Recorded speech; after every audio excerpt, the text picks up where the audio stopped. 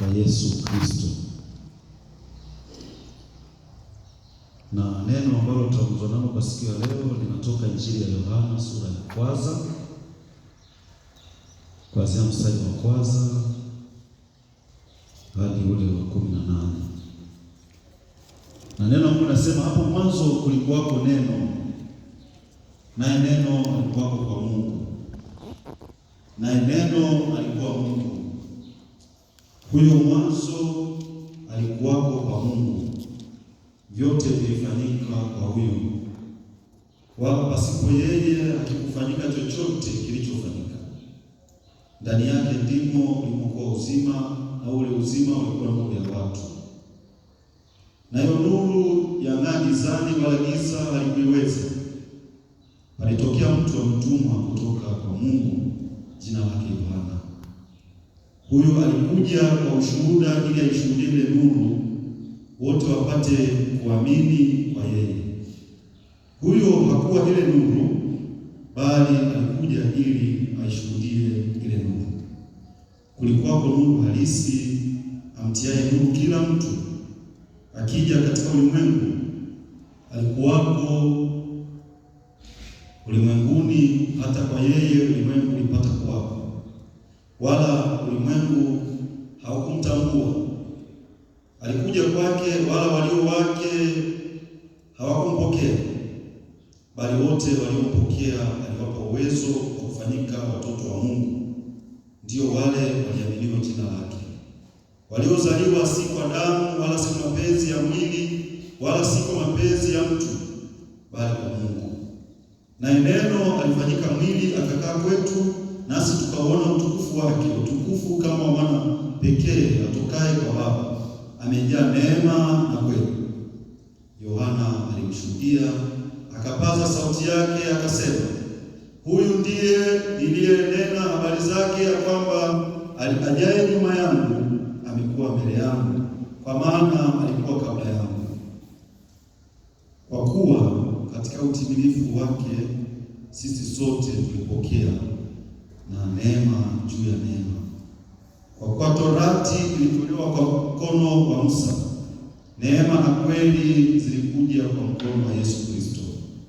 Hakuna mtu aliyemwona Mungu wakati wowote.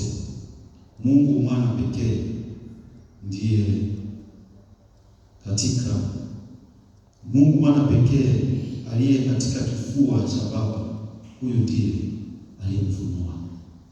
Amen. Bwana Yesu asifiwe sana. Amen. Mwanakondoo ameshinda. Haya maneno yanatukumbusha,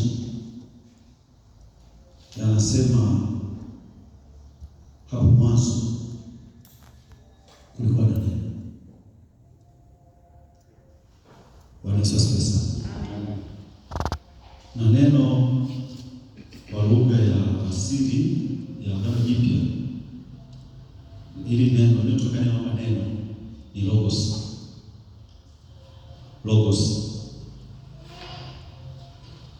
Logos ni kama unaweza kusema ni somo au ni wazo. Bwana Yesu asifiwe sana. Lakini anajaribu kueleza maandishi kwa injili hii kwamba hapo mwanzo alikuwepo huyo logos. Nafikiri kwenye masomo yetu mbalimbali tunatumia neno logos, hasa biolojia, tunatumia neno sana logos. Logos ni kama somo. Bwana Yesu asifiwe sana. Logos. Lakini kitu ambacho kinazungumzwa hapa kwamba hapo mwanzo kulikuwepo na huyo logos. Huyo logos huyo alikuwepo mahali fulani kwa Mungu. Na tukisema kwa Mungu tunazungumza eneo. Bwana Yesu asifiwe sana. Ni kama kielezi cha mahali. Kwamba huyo logos huyo alikuwepo kwa Mungu. Kwa Mungu ndilo eneo, kuna mahali hapo kwa Mungu alikuwepo huyo logos. Lakini huyo logos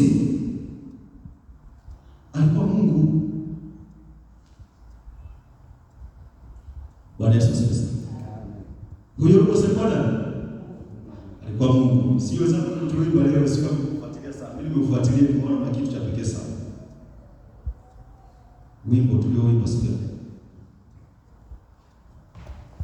kuna kitu nimekiona, kitu fulani.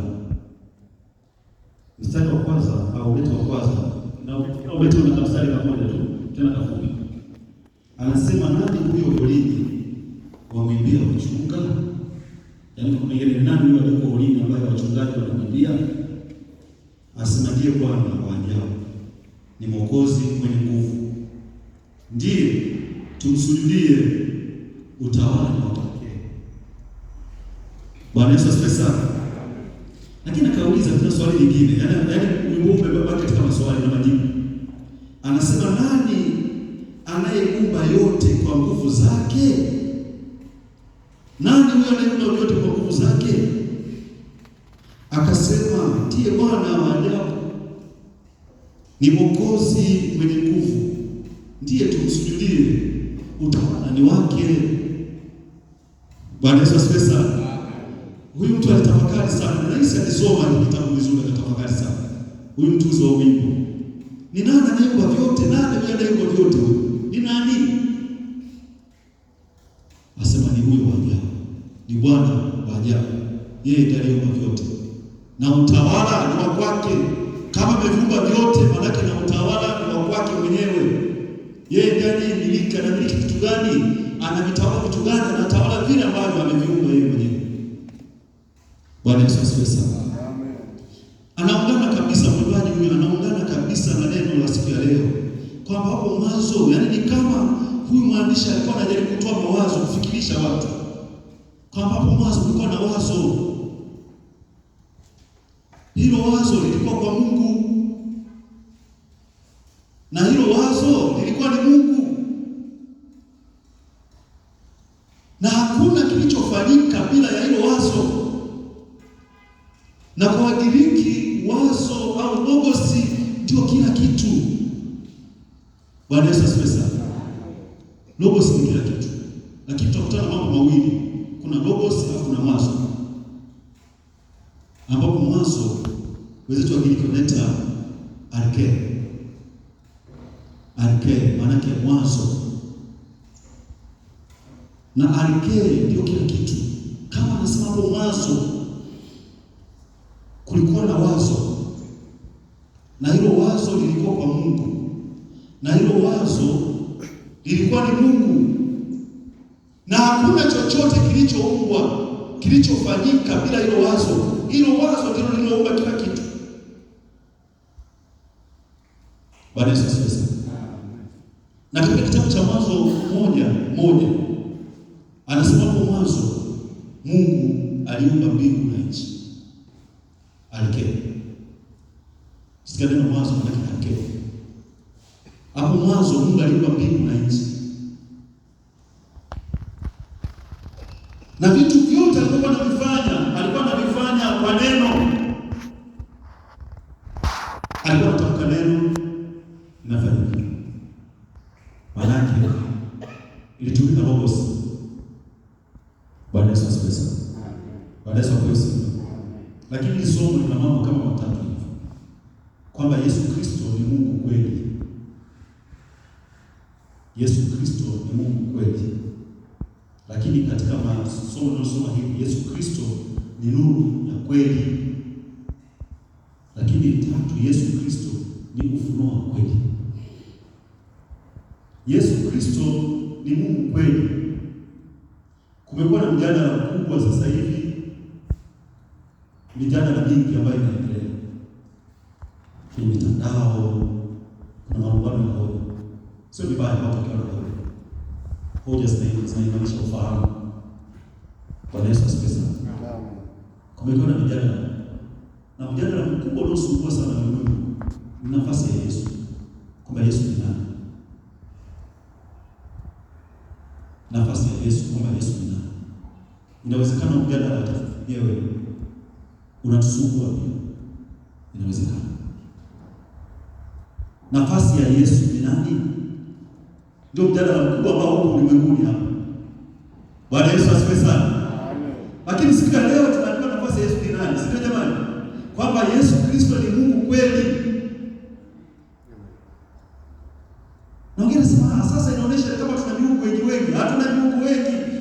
mmoja tu. Tunaye Mungu mmoja tu, Mungu muumbaji.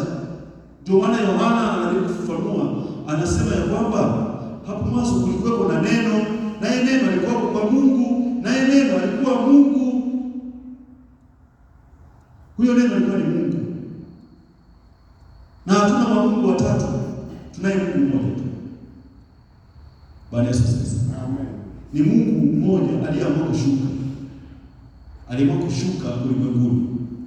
Alishuka ulimwenguni akaja ili awe pamoja na watu. Mungu aliamua aje ulimwenguni ili awe pamoja na watu. Akashuka, akauvaa mwili wa kibinadamu, mwili wa Adamu ule wa kwanza, naye akauvaa mwili. Mungu aliamua kwa muujiza wake na kwa nguvu zake ili afanyike mwili. Kwa lugha ya theolojia anasema aliamua ku-incarnate. Aliamua kufanyika mwili, ku-incarnate. Yaani kitu kinafanyika, yaani kile kitendo cha kubadilika na kufanyika kinaitwa incarnation. Akaamua kufanyika mwili. Mungu huyo akaamua kufanyika mwili. Akaja, akazaliwa, akakua, akaishi na watu, akaendelea kuishi na watu.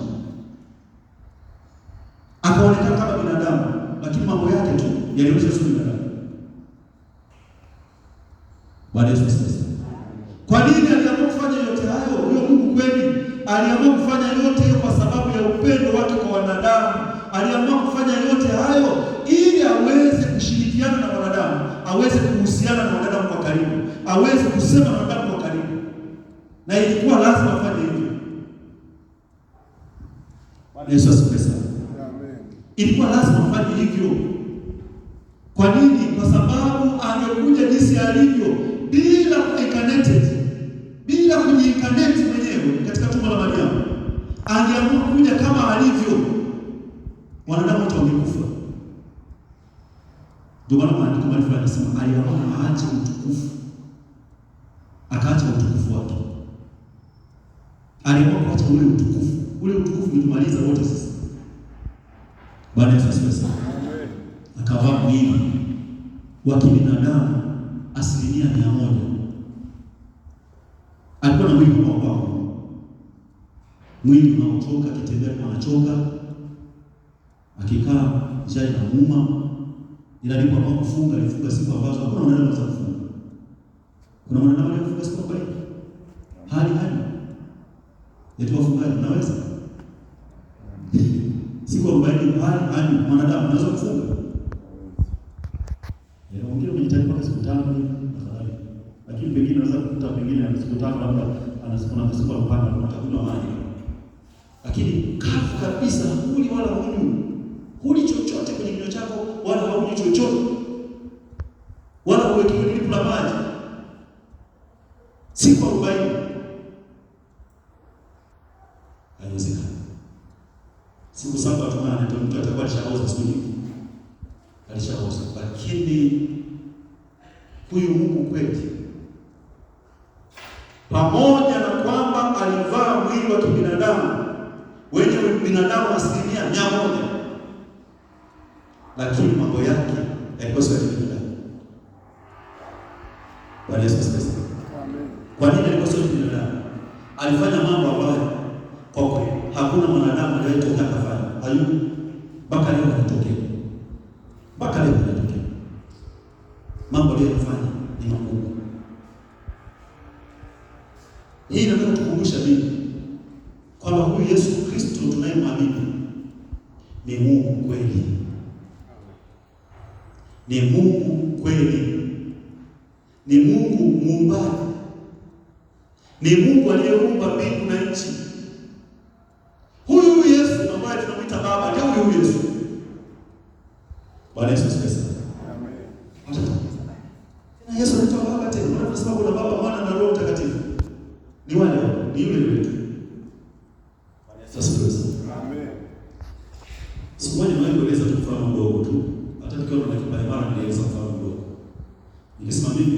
nani? Jina langu tuache nafasi yako. Mimi naitwa Msoro, sio? Msoro. Sio nani? Mimi naitwa nani? Msoro. Niwaambie hivi kwamba kwa nafasi yako naitwa nani? Sasa naitwa mchungaji Msoro. Sio? Nikasema mimi ikiwa hapa na pengine wanaita mchungaji, lakini kuna maana mengine wanaita mwalimu. Sababu mimi kufundisha kidogo. Mimi kufundisha na wengine na wanafunzi wangu mimi. Na mimi wanafunzi wangu kwa mpaka chuo kikuu. Kabisa. Kwa mpaka chuo kikuu. Kama kina sema yule kabisa na watu wengi kwa kweli. Walifika chuo. Na mimi ninao kama ni wawili watatu leo au wawili watatu. Hao tukutana nao walijua kama mchungaji. Wanajua kama mwalimu. Unaita mwalimu nani? Mwalimu Msoro. Sivyo? Haya, nikiungana na wenzangu mashamba, kulima kwa mashamba ni wewe na lima, mtaitwa nani? Mkulima. Tumesema kama matatu. Huyu mkulima anaitwa mkulima Msoro. Kwa hiyo kati ya mchungaji Msoro, mwalimu Msoro na mkulima Msoro, wako kila Msoro wangapi? Mmoja. Kila Msoro wako wangapi? Mimi si naitwa mchungaji Msoro. Si ndio? Mimi naitwa mchungaji Msoro. Kwa sababu nilikuwa nashika chaki na kufundisha wanafunzi wangu hizo, wanaitwa mwalimu nani? Naitwa mwalimu Msoro. Nikiwa nafuga na kulima naitwa nani? Mkulima Msoro. Nimeuliza swali hivi tu Msoro atakuwa ngapi? Msoro yuko mmoja. Niko mmoja tu. Sasa kwa nini majina matatu? Nafasi. Bwana Yesu asifiwe sana. Kinachotofautisha majina mimi ni nafasi. Na Mungu anatofautisha majina kwa sababu ya nafasi. Ndio maana wanasema anazo nafsi tatu, persons. 3 persons. Mungu ni mmoja. Ana nafasi tatu. Ana nafsi ngapi? Tatu. Alipoumba kila kitu akaitwa baba wa vyote. Alipokuja kuokoa, kwa kuwa alizaliwa akaitwa mwana. Alipomaliza kazi anataka akae ndani ya watu, kwa kuwa alikuwa katika hali ya mwili, alikuwa na limitation, ana mwili. Alipookoka anataka kukaa ndani ya watu, akaja kwa njia nyingine ya Roho Mtakatifu, akaitwa Roho Mtakatifu, lakini yeye ni yule. Bwana Yesu asifiwe sana. Naomba tusome na Yohana 14. Yohana 14. Kama mtu mmoja atasoma vizuri, bali sasa mbele soma vizuri.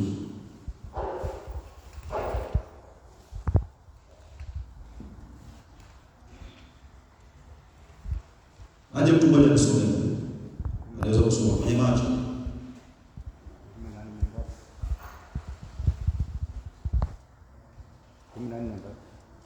14. Ndio tusome kijana. Wewe una macho sio? Karibu. Na macho. Na tusaidia kusoma. Wazee tusome mstari wa 4. Soma tutaratibu wala usiende haraka. Nami Yohana 14 mstari wa 4. Nami niendapo mwaijua njia.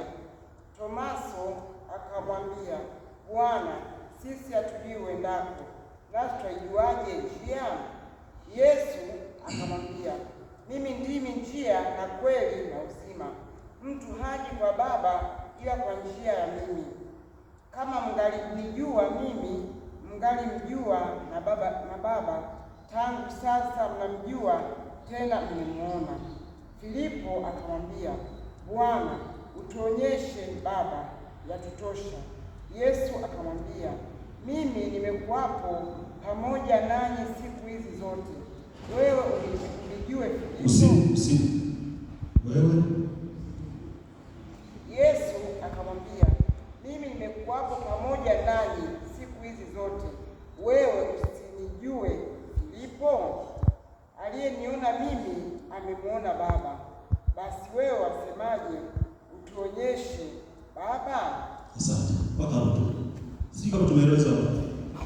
Tumeelewa vizuri? Tumeelewa jamani? Yaani Yesu akija hapa ndio Baba mwenyewe. Yaani yeye mwenyewe ndio Baba, yeye mwenyewe ndio Mwana, yeye mwenyewe ndio Roho. Yeye mwenyewe. Bwana Yesu asifiwe. Amen. Ila katika utendaji, katika majukumu sawa sawa na nyinyi ndio walimu. Ukishika vitabu vyako na walimu na Bwana ni mwalimu. Si ndio? Ukitoka ukiingia jukumu la nyumbani unakuwa mzazi. Kulingana na majukumu. Hatuwezi kuona tena na nyumbani umechukua tena chaki na vitabu tena nyumbani tena. Nyumbani utakuwa kama mzazi. Ukiwa shuleni utabeba vitabu, utaingia na darasani, utakuwa mwalimu wakati huo. Ukiwa unaenda shambani utabadilika tena kulingana na majukumu tena. Utashika jembe utakuwa unaenda shambani, utakuwa na jembe. Hatuwezi kuona tena una vitabu na daftari na vitabu na nani. Shambani umebeba vitabu pamoja na chaki. Tutashangaa mtu anaenda na daftari na anaenda na kitabu na chaki shambani kufanya nini? Lakini wewe ni yeye yule aliyekuwa darasani na yule aliyeenda shambani na yule aliyekuwa mzazi kwa watoto wake yule. Bwana Yesu asifiwe. Amen. Ndio maana huyu Yesu tuliona tajuzi kwamba huyu Yesu anaitwa Emmanueli. Huyu Yesu anaitwa Emmanueli. Yeye anaitwa ni Mungu pamoja na watu. Anaitwa ni Mungu pamoja na watu. Kwa hiyo mtu ukimpata Yesu Kristo umempata Mungu ndani mwako. Na huyo Mungu sasa ukimpata Yesu Kristo ataishi ndani mwako kwa njia ya Roho yake mwenyewe. Bwana Yesu asifiwe. Amen. Bwana Yesu asifiwe. Lakini Yesu Kristo ndio nuru ya kweli. Yeye ndiye nuru. Anasema ya kwamba giza halitaiweza nuru. Yeye ni nuru. Na giza hapa ni siku ya nini? Ni siku ya Shetani. Bwana Yesu asifiwe. Giza ni siku ya Shetani. Nuru ni Mungu mwenyewe. Hata katika mazingira ya kawaida kabisa, tukifunga milango hapo tuseme na taa, giza litajaa. Tukiwacha tuta, yaani giza wale linakimbia kwa spidi ya ajabu. Yaani wale linakimbia kwa spidi hiyo sawa spidi ya mwanga. Giza linakimbia. Mwanga ukitokea tu, giza linatoweka. Bwana Yesu asifiwe sana. Amen. Bwana Yesu apewe sifa. Kwa hiyo ni nuru. Kwa hiyo unapomuita Yesu, unaposema Yesu, maana hapo kuna giza. Maana yake umeita nuru ishuke, na nuru ikishuka giza litakimbia hapo tayari. Amen. Tusione shida kuita jina la Yesu. Tusipate tashwishi kuita jina la Yesu. Mimi siku moja nilipanda kwenye gari siku moja. Gari kwa nikimbia sana, nikapata basi. Mlina kwa kimbia. Mwingine, Maria. Nani? Mama wewe, baba wewe. Wewe bwana, acha kuita baba mama. Ita Yesu. Ukisema Yesu maana yake umeita mambo makubwa mawili. Jambo la kwanza umeita wokovu ushuke mahali hapo. Lakini jambo la pili umeita nuru iingie mahali hapo. Kama kuna giza lipate kutoweka.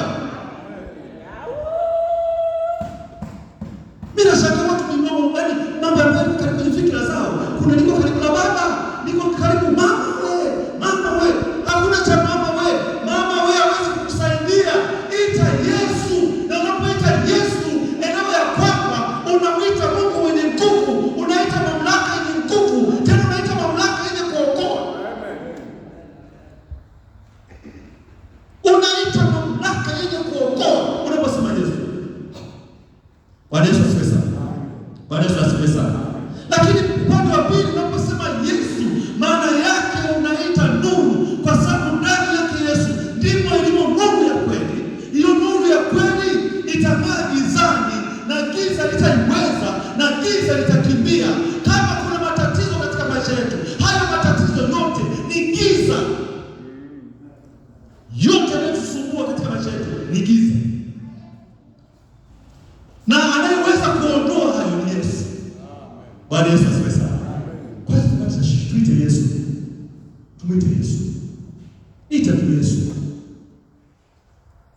Unapoita Yesu, maana kwa lugha nyingine unaita utatu wote. Kwa nini? Alipo Yesu anawakilisha yote. Bwana Yesu asifiwe sana.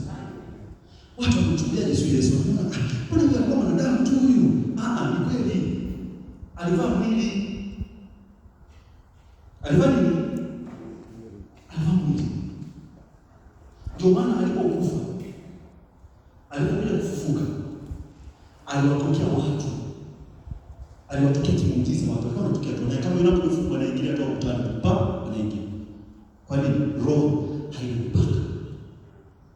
Alionyesha kwamba sasa mimi nimetoka na nimeshabeba utukufu wangu sasa. Alipobeba utukufu tu, akasema sasa mimi nimeshabeba utukufu. Kwa hiyo sina mipaka sasa.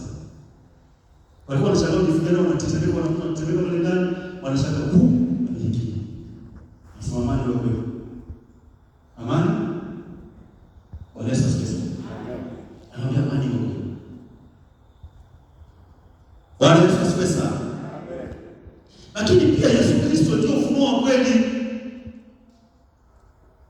Yeye ndio ufunuo. Amefunuliwa kwetu. Mungu muumbaji amefunuliwa kwetu. Kwa hiyo unapomtaja Yesu Kristo, unajua unamtaja Mungu muumbaji. Sio kama tunaelewa tu. Bwana Yesu asifiwe sana. Sio kama tunaelewa. Kwa hiyo tunapomtaja Yesu, tunamtaja Mungu muumbaji. Ila Mungu yeye ameamua kutuletea jina. Kwa tuite Yesu. Ameamua yeye kwamba lolote mtakalo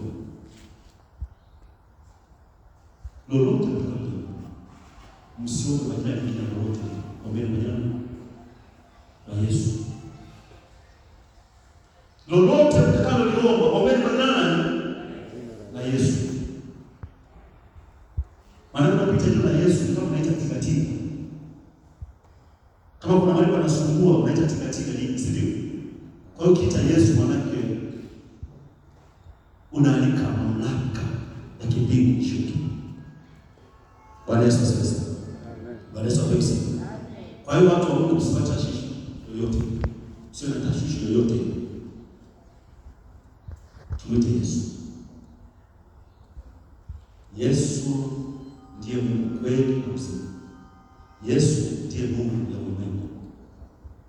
Yesu ndiye ufunuo wa kweli uliofunuliwa kwa wanadamu kwa ajili ya wokovu. Na lengo kuu la Yesu Kristo ni wokovu. Bwana Yesu asifiwe. Lengo kuu ni wokovu. Wokovu unaopatikana kwa njia ya kumwamini. Ndio maana nasema wote waliopokea aliwapa uwezo wa kufanyika watoto wa Mungu. Wote waliopokea aliwapa uwezo wa kufanyika watoto wa Mungu. Nikibadilisha kidogo, wote waliopokea aliwapa uwezo wa kufanyika familia ya Mungu. Bwana Yesu asifiwe. Ikiwa mtoto wa Mungu si mwana familia. Ikiwa mtoto wa Mungu si mwana familia ya Mungu. Sisi ni mwana familia. Kwa hiyo tunapomwamini Yesu Kristo na kumpokea kwa Bwana na Mwokozi wa maisha yetu, ghafla tunapata uwezo wa kufanyika familia ya Mungu. Yaani Mungu katika makao yake matakatifu anasema na familia yangu. Familia yangu kuna Msolo hapa, kuna fulani mwingine, kuna mwingine na mwingine, kuna mwingine na mwingine. Hawa wana familia yangu. Kwa hiyo Mungu anahangaika nao, anajua ni wana familia wangu. Kwa nini? Hawa ni watoto wangu. Bwana Yesu asifiwe. Kwa hiyo Ujumbe unatukumbusha mimi na wewe ya kwamba hebu tumpokee Yesu Kristo. Tufanye tusiwe tunasali tu. Tusiishie kusali tu basi. Ni hasara. Nilikuwa naongea na mtu mmoja Yesu mmoja. Naongea na mtu mmoja Yesu mmoja hapa nje. Tupiga story bila mrefu sana. Nilikuwa nangoja maswali fulani. Ni kama alikuwa na mashaka na dhehebu lake. Nikasema wala dhehebu lako halina shida. Nimwambia dhehebu lake halina shida. Shida tunazo sisi, tunaingia kwenye madhehebu yetu. Sisi ndio tuna shida. Kwa nini dhehebu gani lina shida? Afu bahati mbaya madhehebu hayaendi mbinguni hata moja. Hakuna dhehebu linaenda mbinguni. Hata Yesu alikuja kufa kwa dunia nafikiri alifia madhehebu. Wala kufia madhehebu. Dhehebu hata moja liende mbinguni. Tumwambia leo. Mimi nashangaa hata wanajisikia madhehebu yao. Mimi nashangaa. Pole sana wanajisikia madhehebu yao. Hakuna dhehebu linaenda mbinguni. Halipo. Wanaenda waliopokea Yesu Kristo, ambao wamefanyika kuwa familia ya Mungu kwa njia ya kumwamini Yesu Kristo kwa Bwana na Mwokozi wa maisha yao. Hao ndio wanaenda mbinguni. Madhehebu hata moja litaenda. Tena katika listi, hakuna listi ya dhehebu hata moja. Ukisema madhehebu yetu mazuri sana, hakuna madhehebu mazuri. Kuna watu wazuri. Maandiko yanasema ya kwamba watakatifu walioko duniani ndio walio bora sana. Sio madhehebu yaliyo duniani, watakatifu. Kushughulika nacho wako ni utakatifu. Bwana Yesu asifiwe. Mimi nikasema hivi, Moraviani kuna watakatifu. Si ndio? Roma ni kuna nini? Kuna watakatifu. KKT kuna nini? Kuna watakatifu. Sio. Kote kuna watakatifu na wasio watakatifu. Pentecost kuna watakatifu na wasio watakatifu. Bwana Yesu asifiwe sana. Alafu sisi tukikaa hapa duniani tunaona madhehebu mengi. Mungu haoni madhehebu. Nataka nimwambie kanisa liko moja tu. Tunalo kanisa linaloonekana na kanisa lisiloonekana. Bwana Yesu asifiwe sana. Unasema kanisa linaloonekana ni lipi? Kanisa linaloonekana ni kanisa lililo na muundo. Lina muundo, lina maaskofu, lina wachungaji, sio na nini. Lisiloonekana, hilo ni kanisa la Bwana na ndio Bwana mwenyewe. Lakini ndani ya kanisa linaloonekana kuna kanisa lisiloonekana ndani yake. Hilo lisiloonekana ni siri. Ni watakatifu wa Bwana ambao wako ndani ya kanisa linaloonekana. Wako ndani yake, wako ndani. Yesu alisema kwamba kuna magugu na ngano. Akasema mtiache vyote viwe pamoja. Mimi nitakuja kumoa ngano na magugu. Ngano utaweka pembeni na magugu utaweka pembeni. Ngano ni nini? Ni kanisa lisiloonekana. Hilo kanisa naliona Bwana. Je, wewe ni miongoni mwa kanisa lisiloonekana? Hilo kanisa lisiloonekana, kila mahali kuna kusanyiko na watu wanakusanyika. Kila mahali kuna kusanyika, kuna kanisa lisiloonekana. Bwana Yesu asifiwe. Amen. Yesu alikuja ulimwenguni ili apate kutuokoa. Wote waliopokea aliwapa uwezo wa kufanyika watoto wa Mungu. Ndio wale waliamini jina lake. Niamini leo jina lake. Jina lake ni jina lenye nguvu. Jina lake ni jina linalookoa. Jina lake ndio jina pekee tulilopewa na damu litupasalo kuokolewa kwalo. Hatuwezi kuokolewa kwa jina lingine lolote. Ni jina la Yesu. Ndio jina pekee tulilopewa na damu litupasalo sisi kuokolewa kwalo. Tunapokumbuka majira ya Christmas, tukumbuke juu ya wokovu wetu na tukumbuke juu ya kusudi la Yesu Kristo kuzaliwa duniani. Kama tutakumbuka juu ya kusudi la Yesu Kristo kuja kuzaliwa duniani, basi Christmas kwetu itakuwa ina maana. Hata majira yatakuwa ina maana. Lakini kusudi kuu ni kupata wokovu. Mungu atusaidie na Mungu atuwezeshe. Tunapoendelea katika majira haya kuadhimisha na kukumbuka kuzaliwa kwa Yesu Kristo, basi tukumbuke kwamba alizaliwa, akakua, akafa kwa lengo la kutukomboa mimi na wewe tupate kuokolewa. Mimi na wewe tupate kufanyika kwa kanisa lisiloonekana, kanisa Bwana ambalo linajiandaa kwenda mbinguni. Tupate kufanyika watakatifu wa Bwana walio bora sana kwa Bwana. Nasema ni walio bora sana. Mimi na wewe tupate kufanyika, na kama hatutaweza kufika kwenye pointi hiyo, basi mimi nakwambia mtu wa Mungu, kutakuwa kuna maana yoyote. Mungu atusaidie na Mungu atuwezeshe. Amen. Tushukuru. Tunakushukuru Mungu wetu wa mbinguni. Wewe pekee yako ndiye Mungu wetu hai. Wewe pekee yako ndiye Mungu unatupenda. Ulikufa kwa ajili yetu. Ulikufa kwa ajili ya maisha yetu.